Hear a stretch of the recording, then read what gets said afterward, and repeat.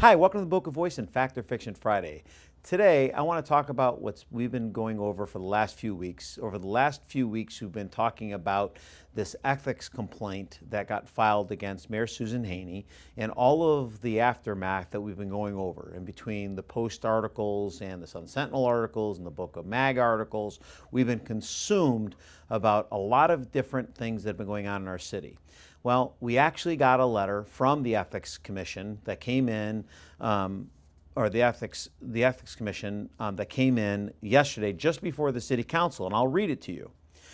Dear Mr. Rennell, we are in receipt of your letter dated November 15, 2017. Your request for the COE to review the advisory opinion RQO 13-006 and affirm or readdress the advisory opinion has been received and reviewed. Section 2-260.9, the Commission on Ethics, COE, Ordinance requires that any advisory opinion be requested by the public official or employee who is reflected by the issue, and where the opinion is given to help them establish the standard of public duty, as it applies to the person under specific circumstances. Therefore, the COE cannot affirm or readdress advisory opinion RQO 13-006 based on a request of the City Council as a whole. Further, an advisory opinion is prospective and applies only to future acts by an official. Please also keep in mind that COE opines only to the facts submitted and does not investigate their accuracy. When presented as stated in every advisory opinion rendered, an opinion is only as accurate as the facts presented, and the holdings of RQO 13-006 stands on the facts as provided to COE in 2013. Further, the COE cannot opine on a matter or an action that has already occurred, such as the votes discussed in the newspaper articles you provided. However, to assist the Council with the dialogue, perhaps the following analysis concerning the general ability of the advisory opinion will be beneficial. Advisory opinion RQO 13-006 was adopted by COE based on a very specific set of facts provided by the City Attorney and is one that should be narrowly construed to that particular fact pattern. In approving this advisory opinion, the COE was careful to specifically recognize the following key fact. The investor is neither the applicant nor the developer of the project, but has an interest in the underlying property for the proposed project. That fact, written into the advisory opinion, serves to limit opinion to votes not involving the applicant or the developer of the property. Should Mayor Haynie or any other City Council member need guidance regarding the Code of Ethics to a future action, the COE will issue an advisory opinion on the matter. For the issuance of an advisory opinion on any further matter, the Mayor Haynie, the code requires that the request for an opinion come from either Mayor Haynie or the City Attorney on the Mayor's behalf. Respectfully, Mark Bannon, Executive Director, Palm Beach County Commissioner of Ethics.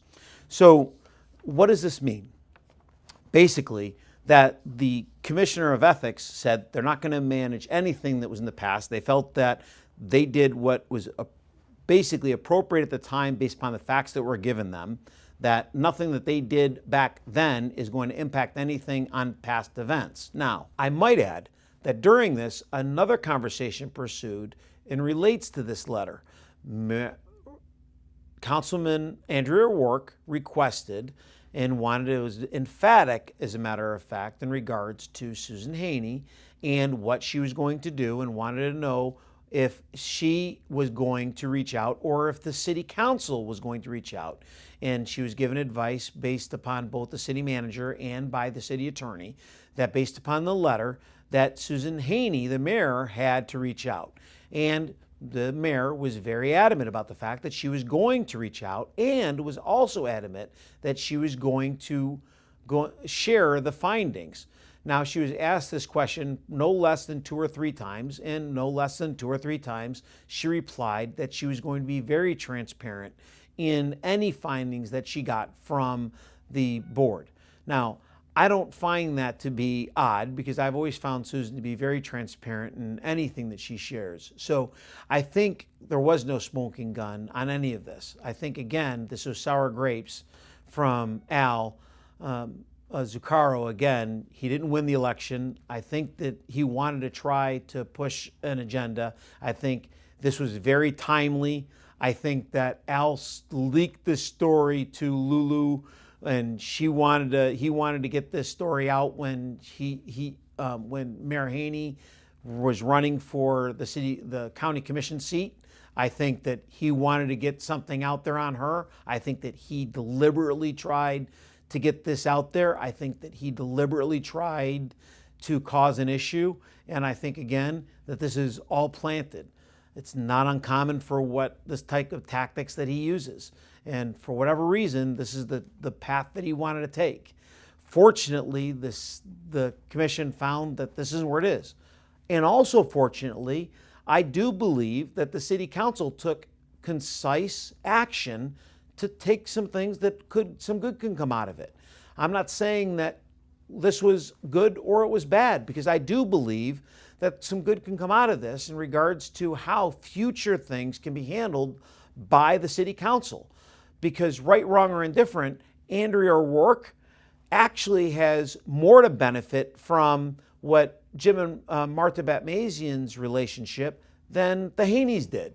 And all of this going back and forth, I find it very suspect that none of the papers did any of the research on that relationship. But you will notice that when I requested any information for the Batmazians and they took action, once the city council did, they did terminate both relationships doing the right thing. So you can see that the Batmazians are on the up and up, and they're very transparent.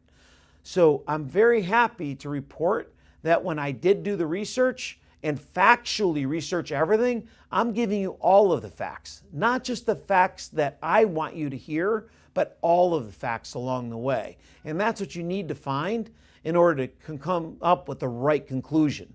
I don't want to just send you down a path so that you get what I want you to hear. You need to hear all of the facts so that you find out what you need to know. The next thing that the city did was the city also started a process, justifiably, saying, hey, look, we don't think that this was handled properly. The mayor, along with all the other city council members, decided that, you know what, maybe this wasn't handled the best way it could be. Let's have an ordinance that could better define how we should do this in the future. You know, what's the best way to determine how we should do things in the future? If things aren't happening, was not handled properly in the past, let's come up with a better process. We all do that in any business. A good business practice is to fix our mistakes of the past so that in the future we do them right. So what did the city do?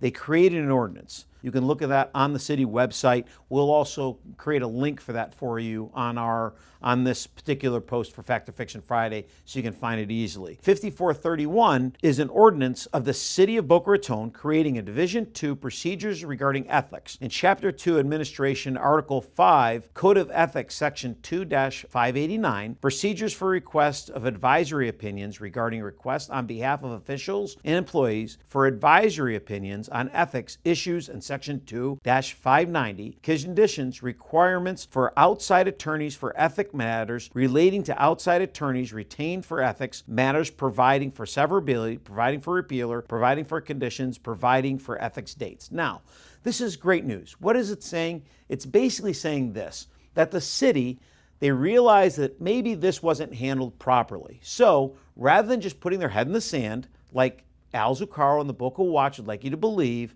and we didn't handle it correctly, they took immediate, concise, direct action. The city council jumped on it and said, you know what, maybe there's a better way we can handle this, including the mayor. The mayor even said, I want to get to the bottom of this, and I want to get to the bottom of this quickly. I want to remind you, the mayor even asked she wanted to get to the Ethics Commission, and she requested for a speedy review of the process. So she didn't just sit down and say, hey, look, we'll wait and see how it falls. She requested a quick review of the process, and we got a quick review of the process, thus this letter. So now, what did the Batmazians do? The Batmazians said, you know what? We agree with the city. The city, and I'll read a statement that I got from the Batmazians. We applaud the city of Boca Raton for its push for transparency. We will support these efforts by taking our own action to end any relationship that could be perceived as a conflict. This includes strongly suggesting that the Tivoli Association to replace community reliance and finding a new property manager. We also terminate our longtime relationship with the Boca branch of Merrill Lynch, where George O'Rourke, the husband of Councilwoman Andrea O'Rourke, works. Our mission has always been to making Boca Raton a great place to work, live, and play, and we look forward to continuing to make that happen. Marta Betmazian, the owner of Investments Limited. Now, does that sound like somebody that's trying to hide behind or trying to create additional havoc? Once again, here we are with people that are trying to make our city a better place, versus on the transverse, Al Zuccaro, who's constantly trying to make issues where they're not. You know, I've said it over and over again. We need a city that looks forward. Last night, I was at the city council meeting where there was a good 15 to 20-minute debate on the Statement of Unity. Now, this should have been a formality, but who reared his opinion? Al Zuccaro. He decided that he wanted to have his 5 minutes of fame again. Why? I have to believe it's because the TV cameras are there and he wanted to get on camera, which I have no idea why he would want over this, but it just showed that there is no purpose for this whatsoever. We are and want to be known as a welcoming city. Why would we want to remove the word welcoming from the language of Unity City is beyond me. It is absolutely positively ridiculous that we had to remove the term welcoming. I am embarrassed that any city council person would want to remove the word welcoming to appease one person. That is ridiculous, and all of them should be embarrassed that they removed the word to appease him. His theory was that we would be confusing everybody being known as a sanctuary city. Now, that is absolutely absurd. There is nothing in that language that talks about sanctuary city. All he wanted was, again, more time on camera. This is a man that has had his 15 minutes of fame. He has taken up too much of everybody's time as it is. He has created, and if you look at Boca Magazine has even come out and said that he has put in time after time ethics complaints. Each time these ethics complaints have come back and not found any merit whatsoever. He is a man that does not want to take no for an answer. He lost an election. He was thrown out of West Palm Beach. Why in the world would he want to have the word welcoming taken out of a beautiful opportunity for us to agree with the League of Cities and allow us to be a welcoming city? This referendum is nothing more than us saying that we don't want violence in our city. That's all. Would Al want violence in our city? I'm confused. I don't want violence in our city. I want our children to be able to go out and play in Meisner Park, on the beaches. I want us to be in the amphitheater and not have any issues. Is that something that Al wants? Because I certainly don't want that. I want us all to get along. That is my point. But this rhetoric that Al keeps on putting out is leading into exactly what this referendum is about. That is about hate. We are nothing more than leading into exactly what that referendum is doing. Thank God that the city council saw through at least the majority of it and did approve the League of Cities and what it is, and they agreed to go ahead and approve it. They did take out the word welcoming, which I'm sorry that they did. I really felt that it didn't need to be taken out of the word, out of the agreement, but they did take it out. We got it passed. It was passed 5-0, but it's out there. You know, I heard somebody last night say at City Council, I heard that the Mandarin Oriental is not coming through. Nothing could be further from the truth. Just 3 or 4 weeks ago, over a $400 million loan was passed. I read about it in the Wall Street Journal, that a $400 million loan was just passed in order to complete the construction or start the construction on that project. So where some of these rumors get started are beyond me. We are right on the tipping point of having all of the things that we would absolutely want to have in this city to create just an environment of having our own Bell Harbor or Worth Avenue right in the middle of downtown. And I mean, we love to have Meisner Park, but can you imagine Meisner Park on steroids? Really having, like, can you imagine having Chanel stores and Louis Vuitton stores and world-class shopping like you're walking down Fifth Avenue in New York, or walking down Bell Harbor in Miami, or walking down Worth Avenue in Palm Beach, but in Boca Raton, like quaint Boca Raton. That is what I'm talking about. We have finally gotten there. We've arrived to a point where we can have that small town feel with all of the luxuriousness of Boca Raton. We are in a place where we can truly enjoy the melding of all of those things and really enjoy having a phenomenal experience.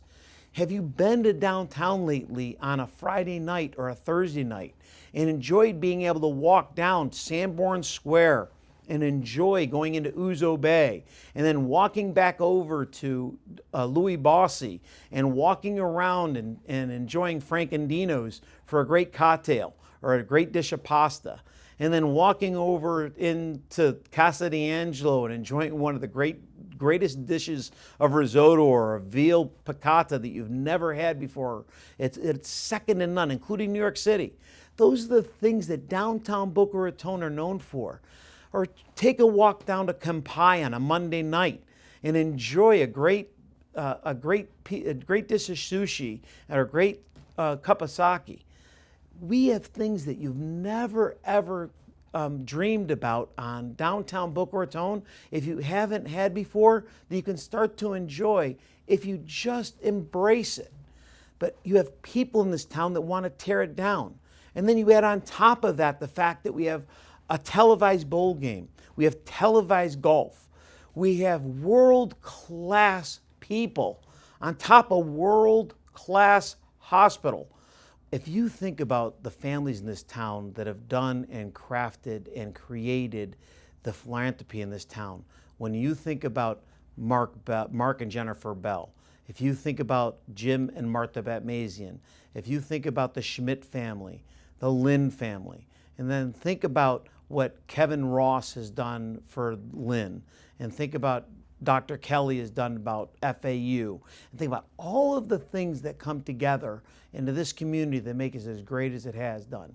And I want you to think about all of the things that John Tolbert has done to elevate the resort. And it's not just about the resort. Have you any idea how many not-for-profits that John Tolbert's gotten involved in outside of the resort that has nothing to do with the resort, like the We Dream Ball, the George Snow Foundation? That's what this community is about.